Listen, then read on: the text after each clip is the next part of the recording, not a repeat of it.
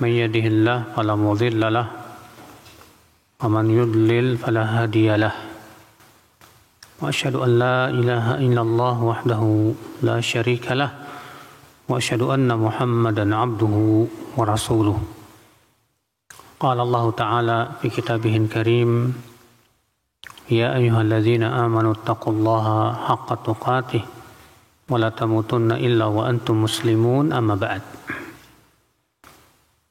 Ayol ikhwah, kita melanjutkan kitab Mukhtasar Sahih Muslim.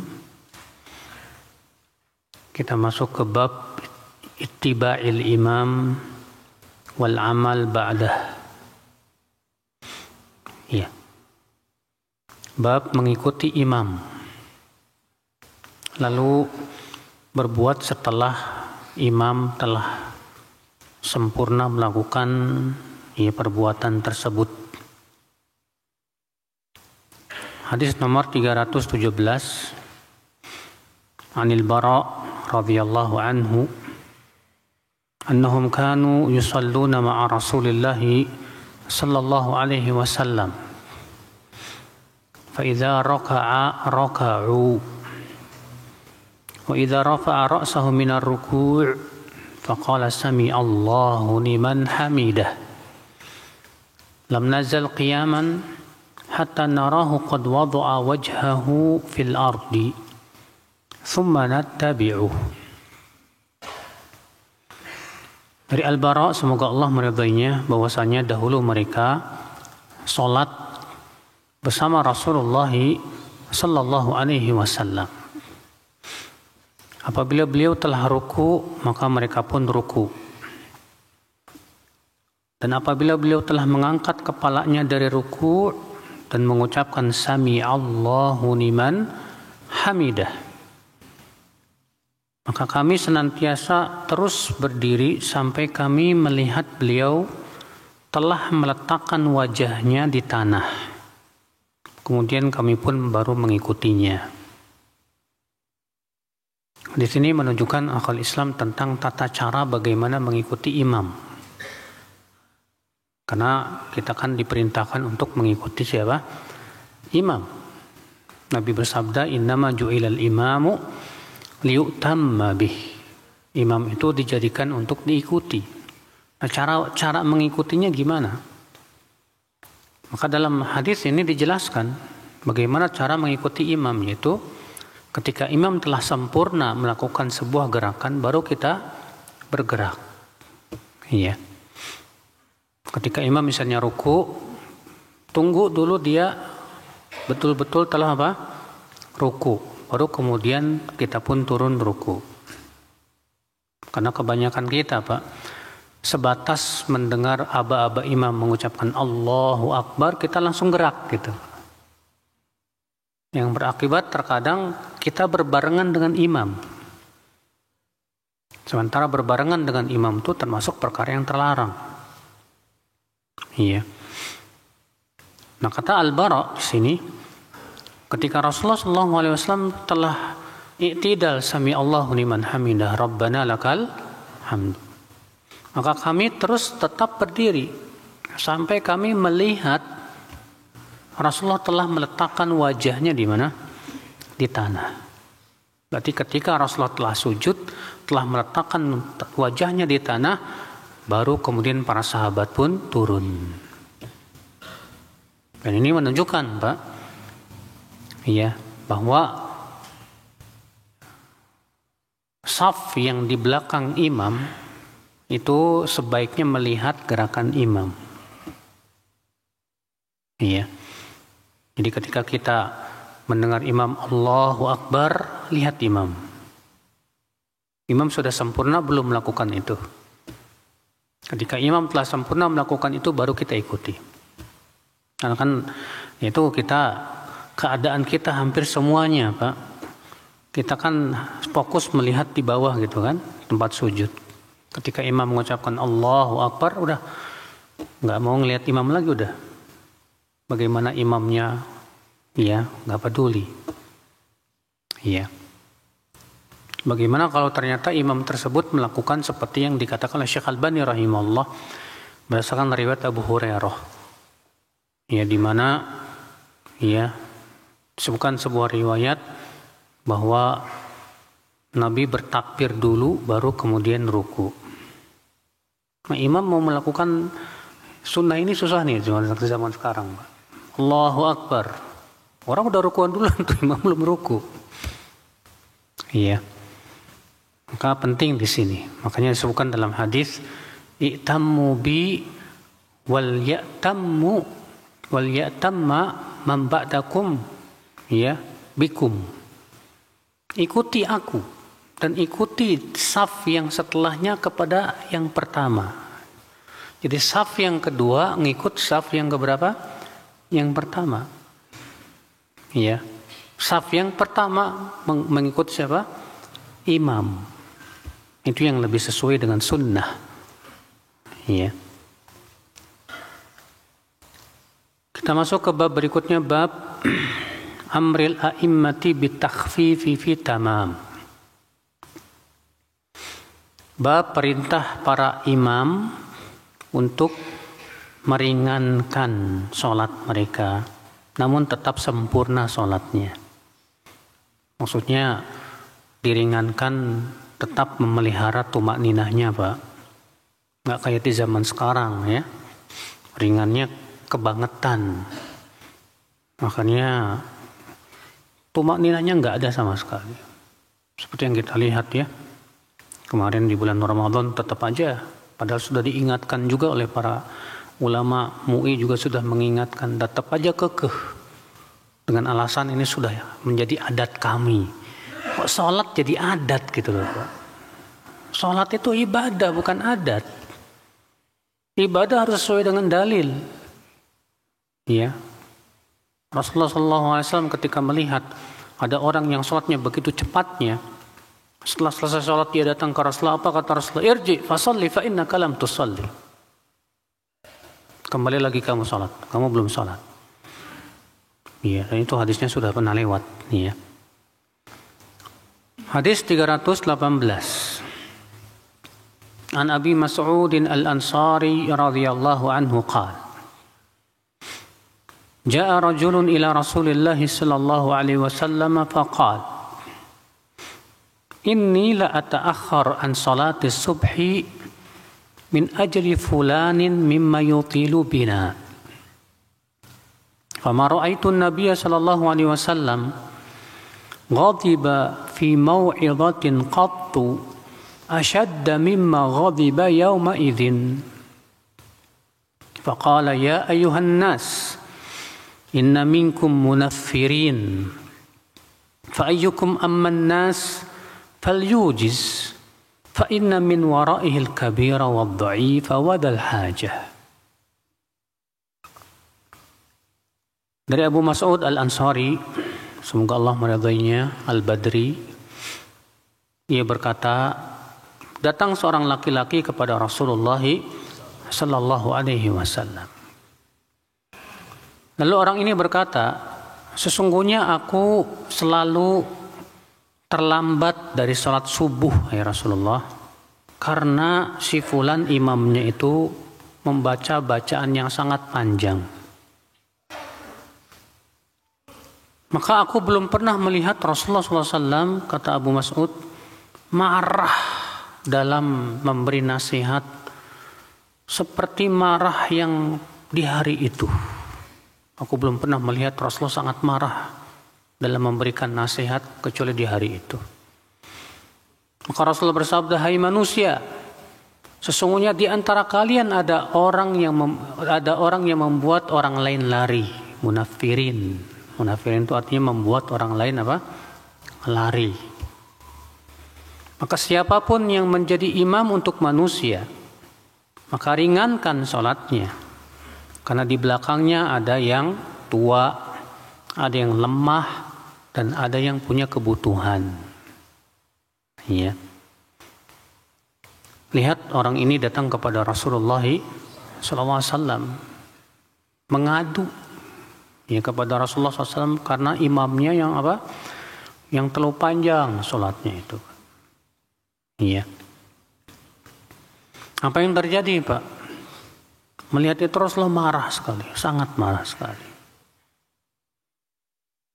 Ini memberikan kepada kita faidah akal Islam, ya, bahwa Rasulullah SAW terkadang marah untuk mengingatkan perkara yang sangat urgen.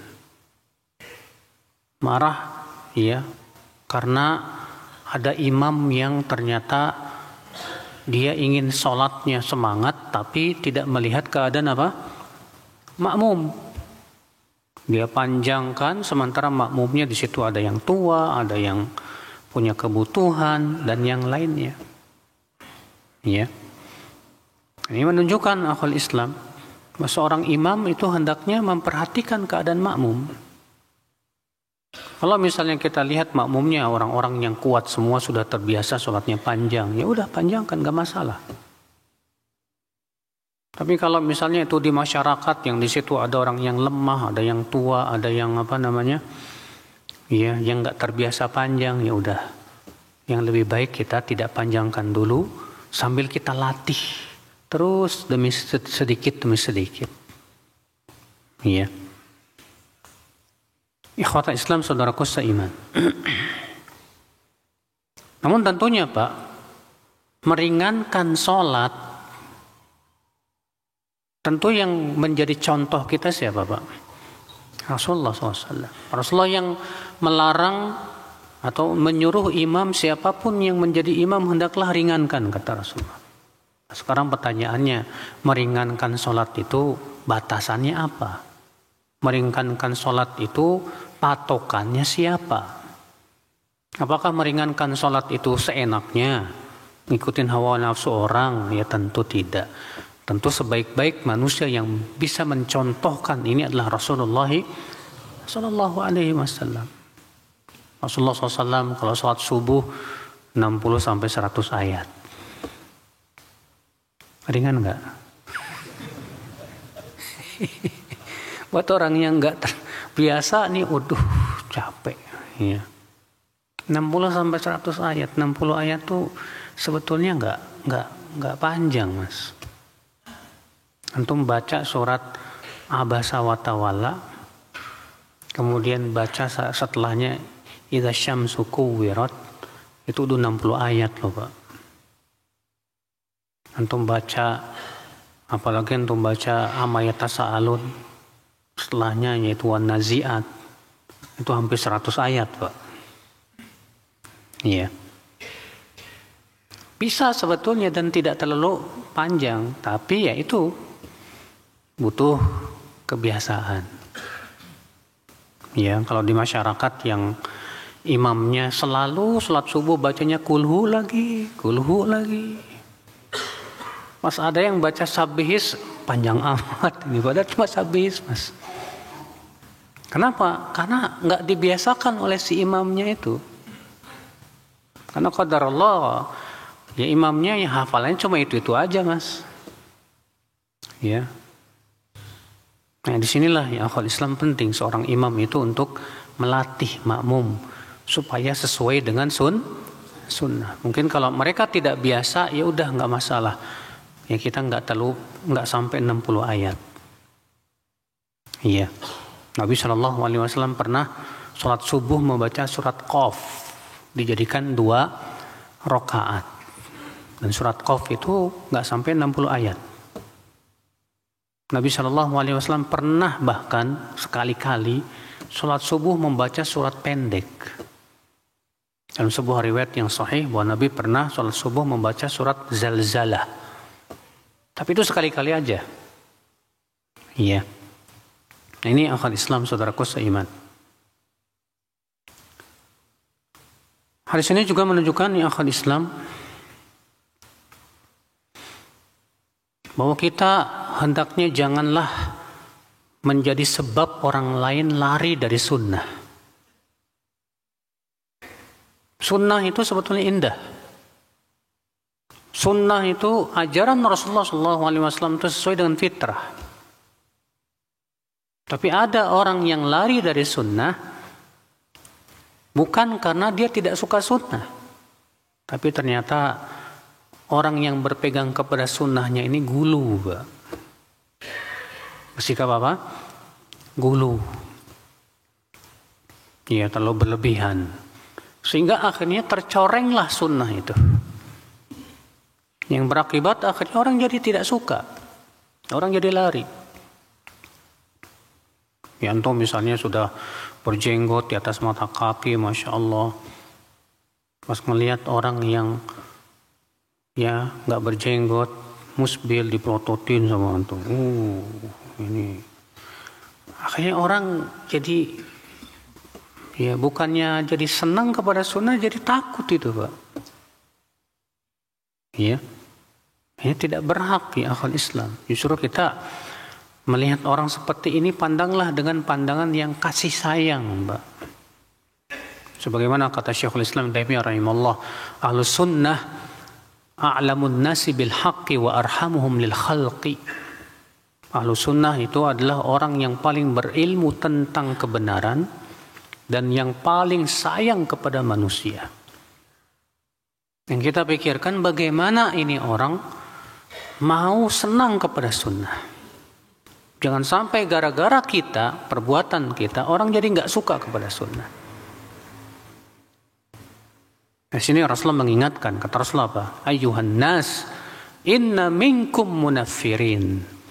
Di antara kalian itu ada yang membuat orang lain lari.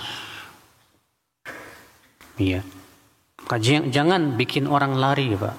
Gara-gara sikap gulu kita berlebihan. Gulu itu terlarang dalam segala perkara loh, Pak.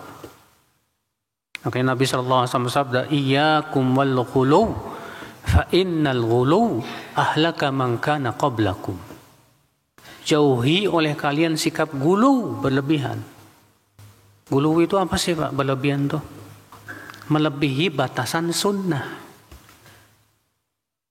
Beda dengan pemahaman sebagian masyarakat, ya. Sebagian masyarakat terkadang memahami berlebihan itu artinya tidak sesuai dengan kebiasaan orang banyak gitu. Kalau di masyarakat melihat orang bercadar, berlebihan tuh. Iya, melihat orang yang berjenggot di atas mata kaki, berlebihan itu. Beragama biasa-biasa aja lah katanya. Maksudnya biasa-biasa kayak gimana, Mas? Ya yang sholatnya belang bentong, nggak peduli sama agama. Ini kayak ginian tuh yang biasa-biasanya, ya. Di sisi masyarakat ya kayak gitu. Karena standar mereka adalah diri mereka yang sangat kurang dalam melaksanakan din. Gulu yang dimaksud itu, Pak, adalah melebihi kadar batasan sunnah. Melebihi batasan apa? Sunnah. Iya. Atau melebihi kemampuan diri kita sendiri. Seperti misalnya antum sholat tahajud misalnya cuma 1 jam, antum paksakan ya sholat tahajud 3 jam. Besok-besok kapok, Pak. Benar. Futur biasanya. Akibat daripada apa? Gulu. Iya. Ikhwatul Islam, saudaraku seiman rahimani wa rahimakumullah jami'an. Hadis ini juga menunjukkan bahwa imam itu hendaknya orang yang faqih.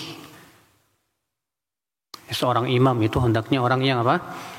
Faqih, yang paham bagaimana meletakkan ya kedudukannya sebagai seorang imam, paham tentang keadaan makmum. Ya. Kita lanjutkan bab istikhlafil imam idza marida wa salatihi bin nas. Bab imam menyuruh orang lain menggantikan dirinya apabila si imam sakit. Ya, dan salatnya dengan manusia. Artinya kalau imam sakit, maka yang lebih baik imam menunjuk orang supaya apa? Menggantikan dirinya. Atau imam safar misalnya. Maka si imam itu menunjuk, memberitahu si fulan yang jadi penggantinya misalnya. Supaya apa? Supaya enggak tunjuk-tunjukkan, Pak. Kayak di Masjid Al-Barakah ini terkadang begitu. Nggak ada imam tetap, nggak datang mana gitu kan. Akhirnya tunjuk-tunjukkan nanti jadi imam. Jadi akhirnya kacau balau. Iya. Hadis 319. Hadis yang cukup panjang tentang kisah sakitnya Rasulullah SAW. An Ubaidillah bin Abdullah qala dakhaltu ala Aisyah radhiyallahu anha faqultu laha ala tuhaddithinani an maradi Rasulillah sallallahu alaihi wasallam. Dari Ubaidillah bin Abdullah ia berkata, aku masuk kepada Aisyah, semoga Allah meridainya. Lalu aku berkata, tidakkah engkau menyampaikan kepadaku hadis tentang kisah sakitnya Rasulullah sallallahu alaihi wasallam? Iya. Qalat bala. Kata Aisyah, iya. Aku akan sampaikan tentang kisah itu. Iya. Saqulan Nabiyyu sallallahu alaihi wasallam faqal. Nabi pernah penyakitnya berat. Lalu Nabi bersabda, asallan nas, apakah orang-orang sudah sholat? Qulna la, kami berkata belum ya Rasulullah. Hum yantadhirunaka ya Rasulullah, mereka masih menunggumu ya Rasulullah. Qal da'u li ma'an fil mikhdab. Maka Rasulullah bersabda, tolong letakkan untukku satu bejana air. Iya. Fa'alna fagtasal. Lalu kami pun melakukanlah. Itu ya, mereka para istri Nabi meletakkan bejana, ya, air di bejana. Fagtasal, maka beliau pun mandilah. Tsumma dhahaba liyanu'a. Kemudian setelah mandi Rasul pun mau bangkit. Fa'ugmiya alaih. Apakah akan tetapi beliau pun pingsan. Karena saking beratnya penyakit Rasulullah sallallahu alaihi wasallam. Tsumma afaqa, kemudian Rasul pun sadar. Faqala asallan nas, maka Rasul bersabda, apakah manusia sudah sholat? Qulna la. Hum yantadhirunaka ya Rasulullah. Kami berkata belum. Mereka masih menunggumu ya Rasulullah. Faqala da'u li ma'an fil mikhdab.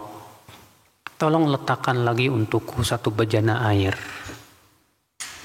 Fafa'alna, kami pun melakukan itu. Fagtasal, beliau pun mandilah. Tsumma dhahaba liyanu'a fa'ugmiya alaih. Setelah mandi beliau pun berusaha untuk bangkit, tapi beliau kembali pingsan lagi. Tsumma afaqa, kemudian beliau pun sadar. Faqala asallan nas, apakah orang-orang sudah sholat? Qulna la, hum yantadhirunaka ya Rasulullah. Kami berkata belum ya Rasulullah, mereka masih menunggumu. Faqala da'u li ma'an fil mikhdab. Tolong letakkan lagi untukku satu bejana air. Fafa'alna fagtasal thumma dhahaba liyanu'a fa'ughmiya alaih. Maka kami pun melakukan itu, maka beliau pun mandi lagi. Kemudian ketika beliau hendak bangkit, pingsan lagi. Thumma afaqa, kemudian beliau pun sadar. Lalu beliau bersabda, asallan nas, apakah orang-orang sudah sholat? Qulna la, wa hum yantadhirunaka ya Rasulullah. Belum, mereka masih menunggumu ya Rasulullah. Qalat wan nasu uqufun fil masjid. Sementara orang-orang berdiam di masjid. Yantadhiruna Rasulullah SAW di salatil isya'il akhirah. Mereka masih menunggu Rasulullah SAW untuk salat isya di waktu akhir. Qalat fa'arsara Rasulullah SAW ila Abi Bakrin an yusalliya bin nas. Ketika Rasulullah sudah merasa tidak mampu, Maka beliau pun menyuruh seseorang agar menyuruh Abu Bakar menjadi imam manusia. Lihat subhanallah, ketika Rasulullah sudah tidak mampu lagi untuk pergi ke masjid. Luar biasa ya. Perjuangan Rasulullah SAW untuk bisa pergi ke masjid. Ya. Sementara kita sariawan dikit aja nggak ke masjid, Pak.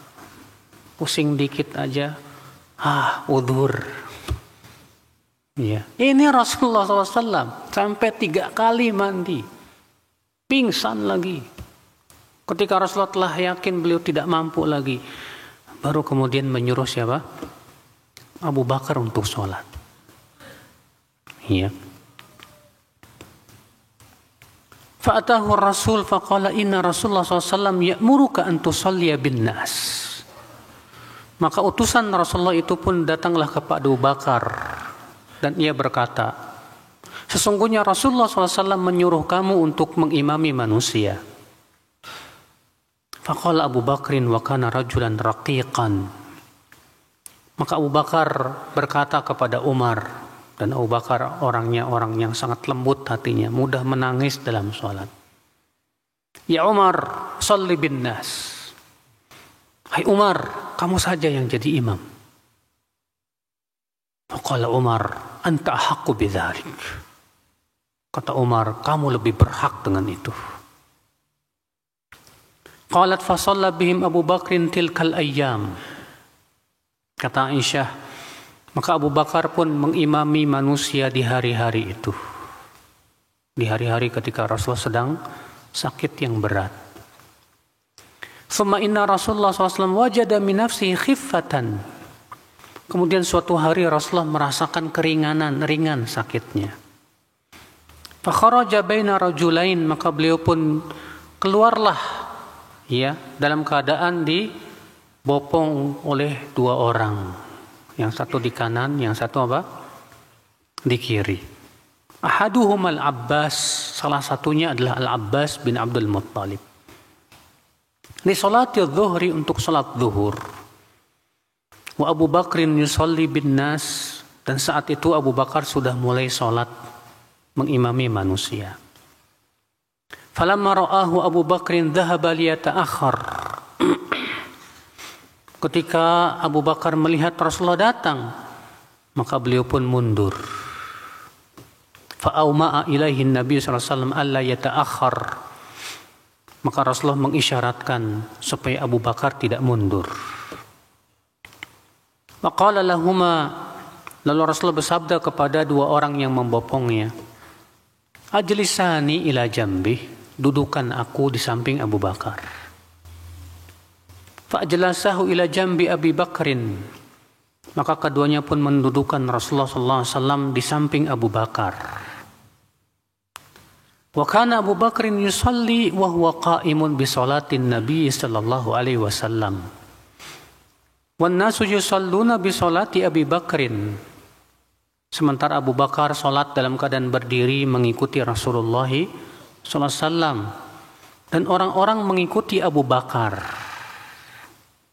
Wan Nabi sallallahu alaihi wasallam qa'idun, dan saat itu Nabi sallallahu alaihi wasallam sedang duduk. Macamnya beliau salatnya dalam keadaan duduk. Qala Ubaidullah, berkata Ubaidullah, fadakhaltu ala Abdullah bin Abbas, lalu aku masuk ke majelisnya Abdullah bin Abbas. Faqultu lahu ala a'rid alaika ma haddathatni Aisyah an maradin Nabi sallallahu alaihi wasallam. Maukah aku sampaikan kepada kamu sebuah hadis yang disampaikan oleh Aisyah tentang kisah sakitnya Rasulullah sallallahu alaihi wasallam? Qalahat, kata Abdullah bin Abbas, coba kemarikan. Fa'aradtu hadithaha alaihi fama ankara minhu syai'an. Maka aku pun menceritakan hadis Aisyah radhiyallahu anha kepada Ibnu Abbas, dan beliau pun tidak mengingkari sedikit pun juga. Ghairu annahu qala, kecuali Ibnu Abbas berkata, asammat laka rajul al-akhar alladhi kana ma'al Abbas. Apakah Aisyah menyebutkan siapa laki-laki satu lagi yang membopong Rasulullah bersama Abbas? Karena tadi disebutkan 2 orang laki-laki membopong Rasulullah SAW. Yang satu siapa? Al-Abbas. Kata Ibnu Abbas, Aisyah menyebutkan tidak, satu lagi siapa? Kata Ubaidullah tidak. Kata Ibnu Abbas, satu lagi adalah Ali bin Abi Thalib. Iya. Nah, di sini akhi kita ambil faidah. Faidah yang pertama, bahwa Nabi SAW adalah manusia yang bisa tertimpa sakit, Pak. Makanya Rasulullah sabda, ana innama ana bashar. Aku hanyalah manusia. Karena beliau manusia, berarti tidak boleh beliau disifati dengan sifat-sifat ketuhanan, Pak. Sifat ketuhanan contohnya apa? Bisa memberikan manfaat, bisa menolak mudarat, iya, bisa mengijabah doa. Rasulullah nggak bisa mengijabah doa. Rasulullah tidak mengetahui yang gaib. Yang mengetahui yang gaib hanya siapa? Allah subhanahu wa ta'ala saja. Iya. Makanya kita sering mengatakan asyhadu an la ilaha illallah wa asyhadu anna Muhammadan abduhu wa rasuluh. Dan aku bersaksi bahwa Muhammad itu hambanya dan rasulnya. Kata-kata hambanya, Pak, menunjukkan apa? Bahwa beliau hamba Allah. Maka letakkanlah beliau sebagai hamba Allah, jangan disifati dengan sifat-sifat Allah. Iya. Dan jangan samakan Rasulullah dengan Allah subhanahu wa ta'ala dalam pengagungan. Akhal Islam, saudaraku seiman. Nah, ini hamba Allah.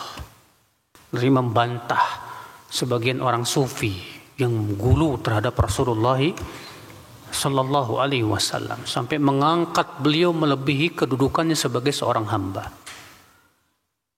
Ucapan Rasulullah, maka ini menunjukkan bahwa beliau seorang Rasul yang wajib kita taati, yang wajib kita dahulukan ucapannya di atas ucapan siapapun, Pak. Makanya orang sufi itu, Pak, kalau kita perhatikan melakukan perbuatan yang saling bertabrakan. Di satu sisi mereka gulu terhadap Rasulullah. Sampai mereka mengangkat Rasulullah melebihi kedudukannya sebagai seorang hamba. Tapi di satu sisi mereka berbuat bid'ah dan tidak menghormati kerasulan Rasulullah SAW. Sebab kalau kita yakin bahwa Rasulullah adalah Rasul, kewajiban kita apa dong? Ittiba Rasulullah SAW. Ikuti Rasulullah, jangan berbuat bid'ah. Ini aneh. Dari satu sisi gulu kepada Rasul, dengan mengangkat Rasulullah, dengan memberikan sifat-sifat Allah kepada Rasulullah. Ya, seperti mereka mengatakan bahwasannya Rasulullah tahu yang gaib. Iya. Padahal Allah mengatakan, "Qul la ya'lamu man fis samawati wal ardil ghaiba illallah." Katakan tidak ada yang mengetahui yang gaib, siapapun baik di langit maupun di bumi, kecuali Allah subhanahu wa ta'ala saja. Iya. Nah, ini akal Islam, saudaraku seiman. Ternyata di sini Rasulullah sakit, berarti Rasulullah manusia. Maka karena beliau manusia, kewajiban kita adalah jangan menyifati Rasulullah dengan sifat-sifat Allah. Iya. Hadis ini kita ambil faidah yang kedua, saudaraku seiman rahimani wa rahimakumullah jami'an.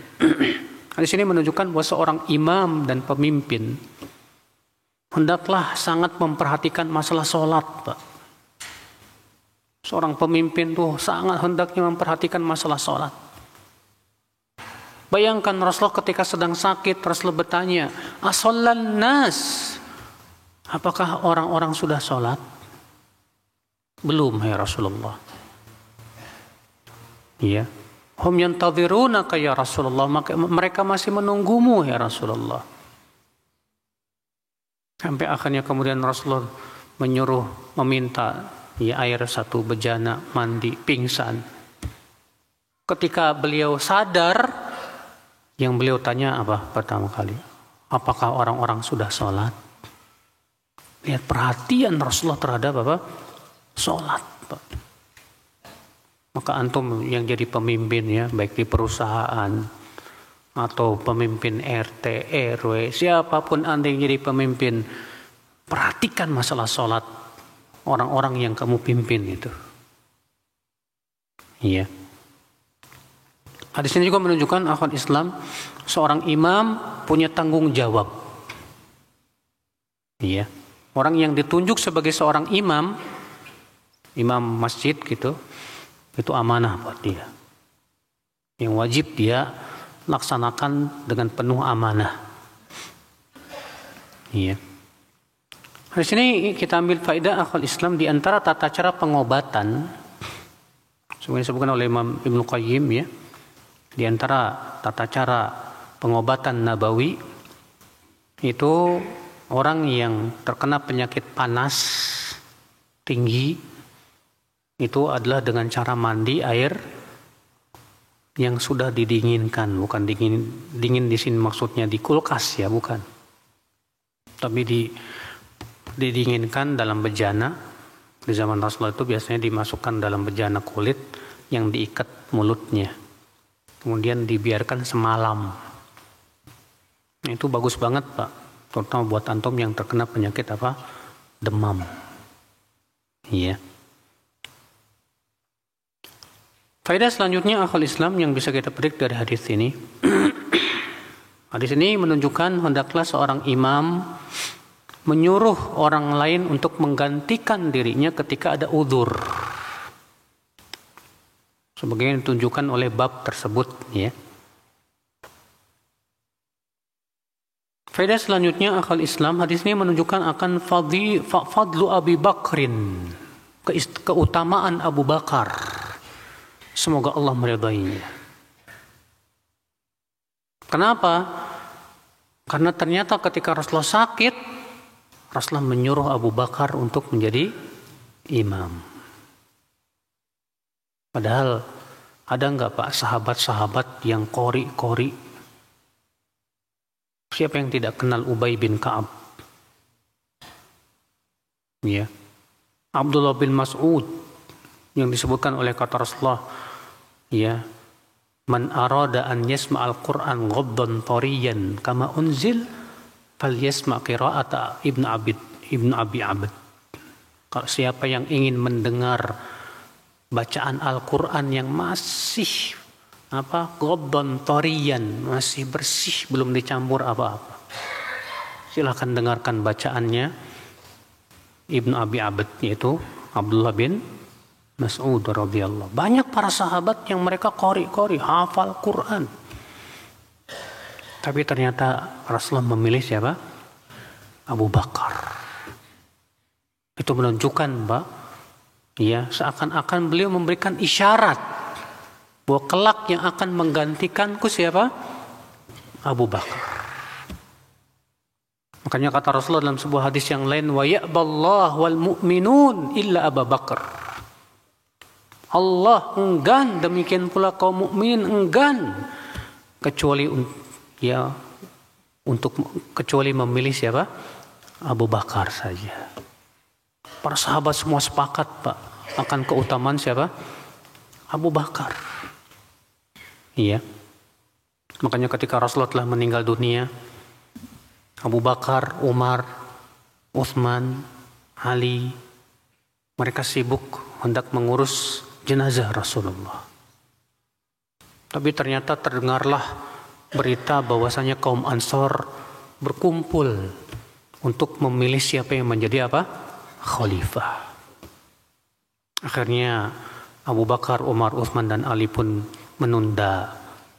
Abu Bakar, Umar dan Utsman pun menunda pengurusan jenazah Rasulullah sallallahu alaihi wasallam. Kenapa ditunda? Karena ini ada permasalahan yang lebih besar, Pak. Yang kalau dibiarkan akan bisa menimbulkan apa? Fitnah yang dahsyat ini. Masalah apa? Kekhilafahan. Datanglah segera Abu Bakar. Ya. Ternyata kaum Ansor ingin agar yang menjadi khalifah di kalangan mereka. Tapi kemudian diingatkan, apa kalian tidak mendengar sabda Rasulullah sallallahu alaihi wasallam, al-a'immatu min Quraisy? Pemimpin itu hendaknya dari Quraisy. Kalian mendengar itu? Maka kaum Ansor langsung sadar. Seakan-akan mereka baru ingat hadis tersebut. Iya. Akhirnya kemudian Abu Bakar langsung megang tangan siapa? Umar. Kata Abu Bakar, aku pilih Umar jadi khalifah. Umar nggak mau. Iya. Apa kata para sahabat semuanya? Kalau Rasulullah SAW ridho, engkau yang menjadi pengganti ketika sakitnya sebagai imam. Siap, maka kami pun ridho engkau untuk menjadi apa? Khalifah. Maka semua akhirnya berbaiat kepada Abu Bakar radhiyallahu anhu arba. Ikhwatul Islam, saudaraku seiman rahimani wa rahimakumullah jami'an. Makanya sebagian ulama mengatakan bahwa kekhilafahan Abu Bakar itu bin nas, dengan nas dari Rasulullah sallallahu alaihi wasallam, ya akhi. Iya. Di sini kita ambil faidah selanjutnya, akhi. Sudah masuk Isya ya? Fadhal, adzan. Setelah adzan seperti biasa tanya jawab ya. Nah, apa hukumnya bermakmum dengan imam yang bacaan Al-Fatihahnya buruk, tapi di sholat sir? Dari mana antum tahu? Kan sir. Kalau dia sholatnya sir, antum tahu dari mana kalau bacaannya buruk? Ya.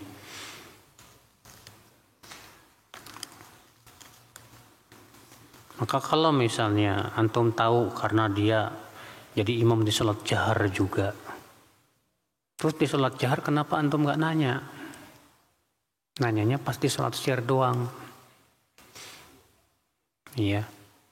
Kalau di sholat jahar udah ketahuan jelas dia Al-Fatihahnya hancur, maknanya berubah, maka kebanyakan ulama mengatakan sholatnya tidak sah. Iya. Jadi yang lebih baik apa? Kalau antum memang khawatir fitnah, maka antum tetap sholat bersama dia, kemudian ulangi lagi sholatnya. Iya. Walaupun memang ada pendapat yang kedua yang mengatakan sah. Berdasarkan hadis yusalluna lakum fa in asabu falakum walahum wa in akhtau falakum wa alaihim.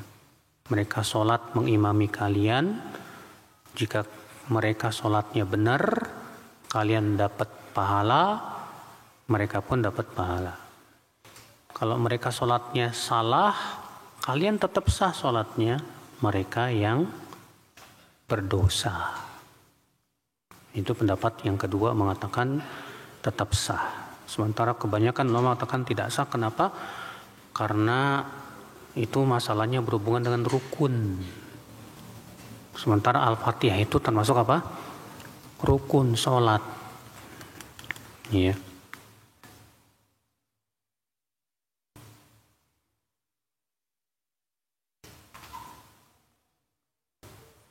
Saya beli di toko 1 juta. Terus saya jual kredit tuh cicil. Iya. Antum sudah beli barang 1 juta. Kemudian antum jual ke orang lain kredit. Ya nggak masalah. Apa yang di mana ribanya nggak ada. Karena antum sudah beli barang itu dan sudah menjadi milik antum juga. Kemudian antum mau jual secara kredit dengan antum mengambil keuntungan di situ, ya silahkan saja.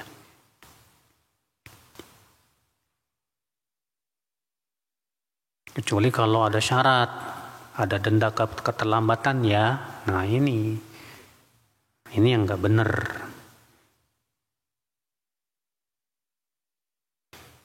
Bagaimana jika imam terlalu cepat sujudnya dan kita baru sujud jika imam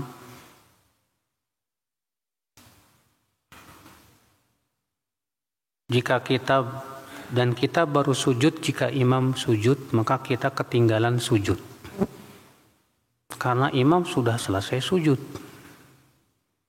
Saking cepatnya udah sujud, kita baru mau sujud dia sama Allahu Akbar. Iya, ini berarti tidak tumak ninah mas, tidak tumak ninah itu imamnya. Jadi gimana dong? Kalau tidak tumak ninah, sholatnya tidak sah. Yang lebih baik antum keluar. Ya. Boleh enggak mengubah niat yang tadinya sholat sendirian, lalu ada yang jadi makmum, akhirnya niatnya jadi imam. Nabi pernah itu. Ketika beliau sedang sholat malam sendiri, tiba-tiba Abdullah bin Abbas masuk. Ya, kemudian berdiri di sebelah kirinya Rasulullah, kemudian oleh Rasulullah diputar ke sebelah kanan.